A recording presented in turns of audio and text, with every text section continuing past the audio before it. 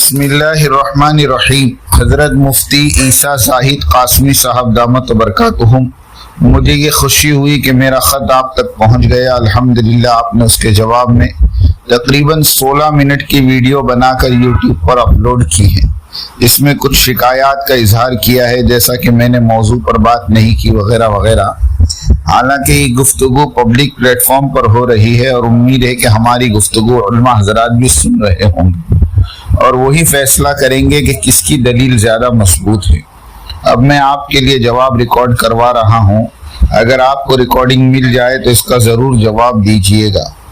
سب سے پہلے تو میں یہ واضح کر دوں کہ میری ملاقات مدرسے کاشف العلوم کے شیخ الحدیث حضرت مولانا سعد صاحب دامت برکاتہم سے کبھی نہیں ہوئی ہے۔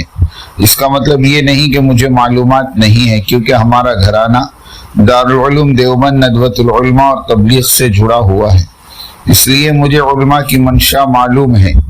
اب یہ بات آپ کے علم میں نہیں کہ مولانا سعد صاحب دامت برکاتہم تک یہ بات پہنچ رہی ہے یا نہیں، لیکن اب میں آپ کو آنکھیں کھولنے والے کچھ اعداد و شمار شیئر کر رہا ہوں۔ ایک امریکی کمپنی FHE ہیلتھ ہے جو صحت کے شعبے میں بہترین کام کر رہی ہے۔ اس نے حال ہی میں ایک ڈیٹا شیئر کیا ہے۔ پہلا ڈیٹا یہ ہے کہ 90% بچے جو 8 سال سے 16 سال کے ہیں پورن فلم دیکھ رہے ہیں۔ دوسرا، اس کمپنی نے بتایا کہ سب سے زیادہ پورن دیکھنے والوں کی عمر 12 سے 17 سال ہے۔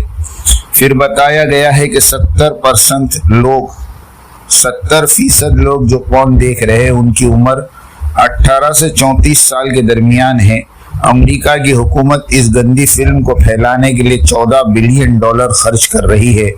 ہر سیکنڈ 28,258 لوگ پورن دیکھ رہے ہیں اور ہر منٹ جو پورن پر پیسہ خرچ ہو رہا ہے وہ $1,84,500 ہے۔ یہ تو میں نے آپ کو عالمی سطح پر بتایا، لیکن آپ یہ اشکال کر سکتے ہیں کہ ہو سکتا ہے یہ سب عیسائی اور دوسرے مذاہب کے لوگ ہوں۔ اب آپ کو حالیہ نیوز کا حوالہ دیتے ہیں۔ ایک اخبار دی ٹریبیون ایکسپریس میں گوگل نے یہ بتایا کہ پورن سرچ کرنے والے ممالک میں سب سے زیادہ پاکستان ہے۔ اب آپ بتائیے حضرت، پاکستان میں تو سب مسلمان ہیں۔ اس کے بعد گوگل نے 6 ممالک کے نام بتائے جو سب سے زیادہ پورن سرچ کرتے ہیں، جن میں ایران، ترکی، سعودی عرب اور مراکش شامل ہیں، جہاں مسلمانوں کی آبادی زیادہ ہے۔ مزید کچھ آرٹیکلز، میگزین اور محققین نے بتایا ہے کہ پورن دیکھنے سے پہلے نوجوان مرد اور خواتین سب سے پہلے موبائل پر انسٹاگرام، ٹک ٹاک، فیس بک اور یوٹیوب پر کچھ گندے مواد دیکھتے ہیں، پھر اس کے ایکسٹریم لیول پر جاتے ہیں جو پورن ہے۔ اب یہ سوچنے کا مقام ہے کہ زنا عام کیوں ہو رہا، اس کا جواب بھی آپ کو مل جائے گا۔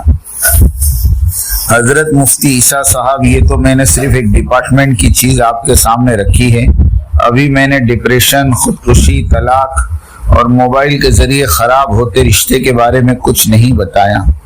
اب حضرت آپ مفتی ہیں، میرا سوال یہ ہے کہ کیا آپ کا دل یہ کہتا ہے کہ موبائل پر قرآن پڑھنے کی اجازت امت کو دی جائے؟ حضرت مفتی شیخ المشائخ احمد خانپوری صاحب دامت برکاتہم میرے باپ کی طرح ہے اور ان کی بات 100% صحیح ہو سکتی ہے، مگر مفتی صاحب کسے اجازت دے رہے ہیں؟ ہو سکتا ہے مفتی حضرات علماء کو موبائل پر قرآن پڑھنے کی اجازت دے رہے ہوں، یا ہو سکتا ہے مفتی صاحب دامت برکاتہم اپنے بیعت کیے ہوئے احباب کو اجازت دے رہے۔ شیخ الحدیث مولانا سعد صاحب حضرت اجازت دے ہی نہیں سکتے، کیونکہ تبلیغ میں علماء سے زیادہ عوام ہیں جو روزانہ موبائل استعمال کر رہی ہیں۔ حضرت جب تک سختی سے ان چیزوں کا انکار نہیں کریں گے، عوام صحیح راستے پر نہیں آ سکتی۔ مولانا سعد صاحب کے سامنے صرف انڈیا کے لوگ نہیں بلکہ پوری دنیا ہے۔ آپ کو کیا لگتا ہے کہ یہ تحقیق مولانا سعد صاحب تک نہیں پہنچی ہوگی؟ کئی سفید فام امریکی مسلمان، لندن کے مسلمان علماء حضرات یہ تحقیق حضرت کے سامنے پیش کرتے ہوں گے۔ نظام الدین میں اس وقت 150 سے زیادہ اکابرین ہیں جو دارالعلوم دیوبند، ندوۃ العلماء اور مظاہر العلوم سے پڑھے ہوئے ہیں اور حضرت مولانا سعد صاحب کی اطاعت میں ہیں۔ آپ نے یہ بھی دعویٰ کیا کہ عالمی مرکز نظام الدین کا کوئی چینل نہیں ہے جو کچھ بھی یوٹیوب اور سوشل میڈیا پر آتا ہے وہ آپ جیسے مفتی کے جواب دینے کے لیے ہوتا ہے. اگر آپ تنقید نہ کرے تو ہمارا جواب بھی نہ آئے. اب آتے ہیں آپ کے اگلے دعوے پر. آپ نے کہا کہ ہم سارا مسئلہ شورا اور امارت پر لا کر رکھ دیتے ہیں. آپ کو اچھی طرح معلوم ہے کہ مولانا سعد صاحب دامت برکاتہم کی کلپ کس سال کے بعد سے کاٹ پیٹ کی جا رہی ہے اور کون لوگ ہیں جو آپ تک کلپ کاٹ کر پہنچا رہے ہیں. یقیناً یہ شورا کے احباب ہے جن کی پیدائش 2015 میں ہوئی ہے اور جن کا مرکز رائیونڈ پاکستان میں ہے. آج کے شورا کے صف اول کے لوگ حضرت مولانا انعام الحسن صاحب رحمۃ اللہ علیہ کی شورا میں نہیں تھے. شورا میں کوئی امیر نہیں ہے. حال ہی میں رائیونڈ اجتماع میں دیکھا گیا کہ فاروق صاحب جو کہ غیر عالم ہے وہ علماء کو نصیحت کر رہے ہیں کہ فیصلہ اکثریت پر ہوگا. دعوت کے ساتھ ہی بیان کریں گے. سارے پروفیسرز اور ڈاکٹرز نے شورا جماعت کو اپنے قابو میں لے لیا ہے جنہیں شریعت کا کچھ نہیں پتا. اور الحمدللہ عالمی مرکز نظام الدین علماء کے ہاتھ میں. اس چیز پر آپ کب سوال کریں گے؟ کیا یہ شرعی مسئلہ نہیں ہے؟ اور آپ نے دعویٰ کیا کہ مولانا سعد صاحب دامت برکاتہم دارالعلوم دیوبند نہیں جاتے ہیں تو آپ کے پاس اس کا علم ہی نہیں ہے. اور علم ہوگا بھی کیسے کیونکہ آپ کا علم سوشل میڈیا کے ذریعے ملتا ہے. حضرت مولانا سعد صاحب دامت برکاتہم کے تینوں بیٹے مولوی یوسف، مولانا سعید اور مفتی الیاس دامت برکاتہم مسلسل دارالعلوم دیوبند جاتے ہیں. خصوصی حضرت مفتی ابوالقاسم صاحب اور دیگر بڑے اکابرین سے ملاقات کرتے ہیں. حضرت مولانا سعد صاحب مفتی سلمان منصور پوری اور امیر الہند سید مولانا ارشد مدنی صاحب سے ملاقات کرتے رہتے ہیں. امیر الہند نے بنگلہ دیش میں یہ بات کہی کہ ہمارا مسئلہ مولانا سعد صاحب سے ختم ہو گیا. انہوں نے رجوع کیا، مسئلہ ختم. آپ انجینئر علی مرزا کی طرح کیوں اس بات پر جمے ہوئے ہیں کہ ہم مانیں گے ہی نہیں؟ انجینئر علی مرزا کو جتنا بھی حوالہ دے دو وہ ماننے کو تیار ہی نہیں ہوتا.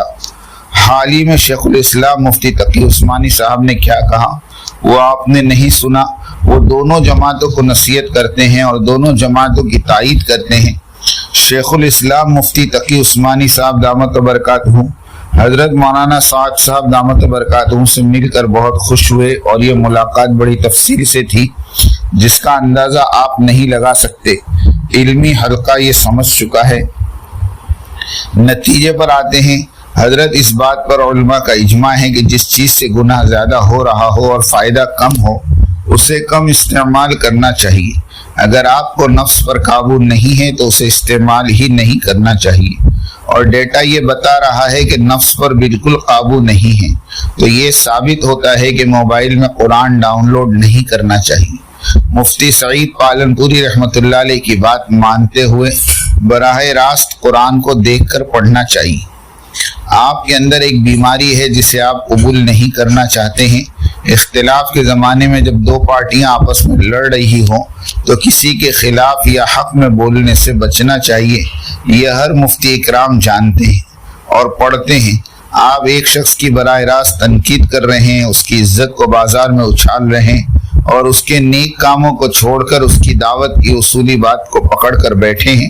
اس میں بھی صحیح دلائل نہیں دے پا رہے ہیں اور اپنے دوستوں اور احباب کے لیے تعویل پر تعویل کیے جا رہے ہیں. یہ حرکت آپ پر زیب نہیں دیتی. آپ انجینئر علی مرزا کی طرح دو بڑے علماء کو آپس میں لڑا رہے ہیں. خصوصاً حضرت مولانا سعد صاحب اور دیگر علماء میں آپ جیسے لوگوں کی وجہ سے ہی شورا غیر شرعی وجود میں آئی ہے. آپ کو شاید یہ بات معلوم نہیں کہ اختلاف قیامت تک رہے گا. مستورات کی جماعت پر ہی لے لیجئے. دارالعلوم دیوبند سے فتویٰ ہے، اس کے باوجود شورا کے حضرات دارالعلوم دیوبند کے فتوے کو نہیں مانتے. حضرت آپ دارالعلوم دیوبند کا فتویٰ نقل کریں، امت میں اجتماعیت کے لیے محنت کرے. آج مسلمان پریشان ہیں اور ہم ٹوٹ رہے ہیں اور آپ توڑ رہے ہیں. آپ کا بھائی کاشف عبداللہ.